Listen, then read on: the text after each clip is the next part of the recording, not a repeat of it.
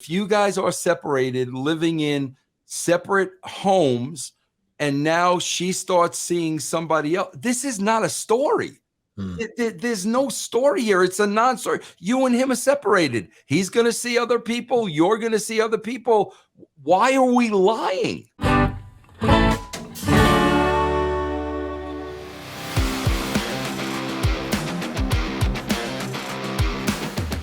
We got Oh You Didn't Bro, ladies and gentlemen. The Karen Jarrett versus Kurt Angle saga is back in 2023. There was a line from the Acclaim, from Max Caster, bringing that up as far as the Karen Angle, Kurt Angle divorce and Jeff Jarrett's thing. Jeff Jarrett was very upset about this. Talked about it on Conrad's show, and basically said he wants to defend Karen because they were separated. And so Karen also says this. He says, we were legally separated at the time Kurt Angle signed with TNA in different homes. She says this first. She says, we can start here. My marriage to Kurt was over long before Jeff and I started seeing each other. Okay. We were legally separated at the time Kurt signed with TNA, living in different homes. We got back together and I tried to get over the affairs, among other things that went on in our marriage, but obviously wasn't able. So why in the world? Bro, listen, let me interject here. Why is this even a thing? Let me interject here, Chris, because I was there. Okay. And first of all, let me please say, I like Karen. Love her. Jeff, not so much. Jeff has decided to pick a fight with me now, and he's going to be sorry that he did, bro, because I will eat him for lunch. Is that a work or a shoot? Did you call No, there's no working, bro. I will eat this dude for lunch. He's a Kentucky Fried Idiot. Tell Raju to use that clip, okay? If he wants ratings, bro. Here's the problem. Okay, bro, I'm not going to call Karen a liar. I'm just going to ask this question: if what Karen Angle is saying were true, Chris, this is what went down at TNA. I was there and I was in the middle of it. Okay, Kurt thought Karen Angle and Jeff Jarrett were screwing around. So if they're separated and living in separate houses, they're not screwing around. It's not an issue. They're separated. So Kurt thought they were screwing around. Okay? Dixie went to Jeff. Jeff denied it. There is nothing going on between me and Karen. Now think about that for a second, bro. If Kurt and Karen are separated and Karen seeing Jeff, what's the problem? There is no problem, right? They're separate. There's no problem. So Jeff assured Dixie nothing was going on. Dixie went back to Jeff and said to Kurt, Kurt, I spoke to Jeff. Bro, I can assure you there's nothing going on. She believed Jeff. Okay?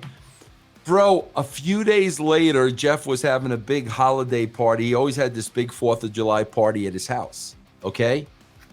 Jeff invites Dixie to the party. Bro, Dixie goes to the party, and Jeff and Karen are hosting the party together. After she told Jeff, after Jeff told her there's nothing to see here.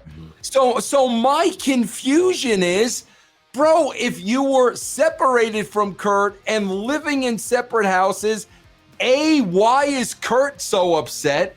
B, why aren't you guys just telling Dixie, yeah, Kurt and I are separated and me and it just doesn't make any sense to me, bro. Like somebody is obviously lying here.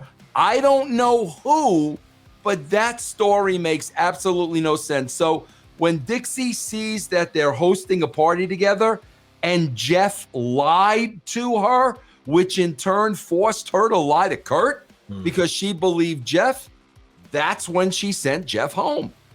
So if everything was above board, what's the problem? EC3, were you were you there when any of the backlash or just the residue of Karen and Jeff was a thing, or were they just pretty locked in? Because Kurt, Karen, and Jeff were all there in the same time. And you were there, weren't you? Not at the time. Jeff wasn't there when I got in. Not at all. Jeff wasn't there at all when you were there? Then when he was back, the relationship seemed, mutual and cordial, and everything was fine because at that time. But Jeff came back. So you did work with Jeff, Kurt, and Karen all at the same time before. Yeah, it was mostly when the GFW thing was going down. Right, that's what. Yeah, GFW came in under my reign of terror. Gotcha. Man, I need a cigarette after that story, Vince.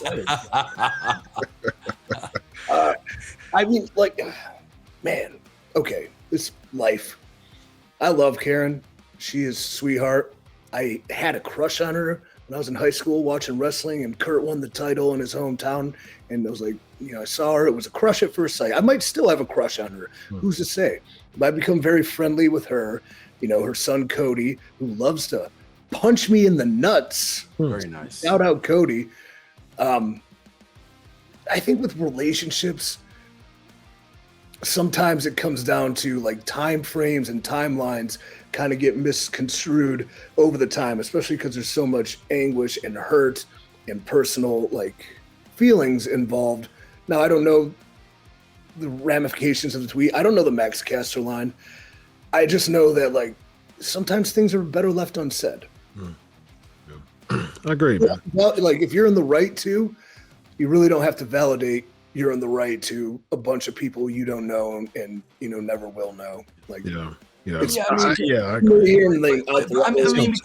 But Chris, the whole point to me is, okay, bro, going by Karen's story, if you guys are separated, living in separate homes, and now she starts seeing somebody else, this is not a story. There's no story here. It's a non-story. You and him are separated. He's going to see other people. You're going to see other people. Why are we lying?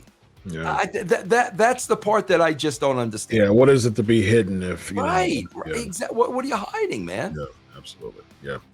Well, you know what? Real fast, I just want to say, I wish the best health and happiness to all parties this year and going forward. You're all my friends, and I love you.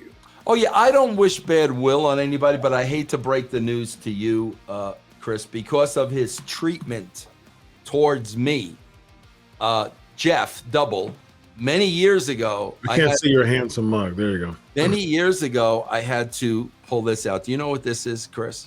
You told me about the horn. Italian horn. Yeah. And I don't curse people. I curse their teams because that's what hurts them the most. Yeah. And I got to tell you, Chris, I'm telling you now, I love you as a brother. I've taken on Ohio State. Thank you. For Jeff to pick a fight with me before the Titans-Jaguars game on Sunday with the playoffs on the line, bro, he's out of his mind. He should have at least waited till the game was over. Sucks for me, Vince, because it does, and I feel bad about that because I love you like a brother. But I've said, bro, all you got to do is apologize to me, and the curse is lifted. That's all you got to do, bro. Jeff, come on, Jeff. That's it. Apologize, even if you don't mean it. You and I, Jeff, we've chatted plenty of times. Yes. About the Titans, actually. Do me a favor for our Titans, Jeff. For our Titans that we've talked about. We talked about this season. It's tough. All right. We've lost 5 straight.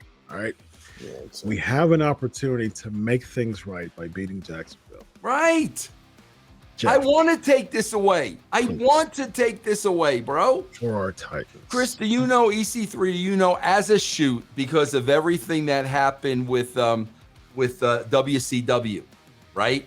When I left WCW, the Italian horn came out on all the Atlanta sports teams. Chris, remember the Super Bowl when the Falcons were winning by 49 points? Oh, gosh, against the Pats, the horn came out. But what happened, EC3, if you don't think there's anything to this, what happened is my granddaughter was born in Atlanta, Georgia. And I'm like, I got to lift the curse. Yeah. So, Chris, since I lifted the curse, national championship, Atlanta Braves World Series, bro. And I said, bro, all you got to do is say, I am sorry about the way I treated Vince Russo. And it's over. It's done. Come on, man. As a Titans fan, you got to do it. Come on, Jeff. You got to do it, man. You got to do it. Yeah. Well, two people who aren't cursed. Where are they? Vince Russo, EC3. And this is the Wrestling Outlaws. I'm Dr. Chris. Have a good night, everybody. Solo!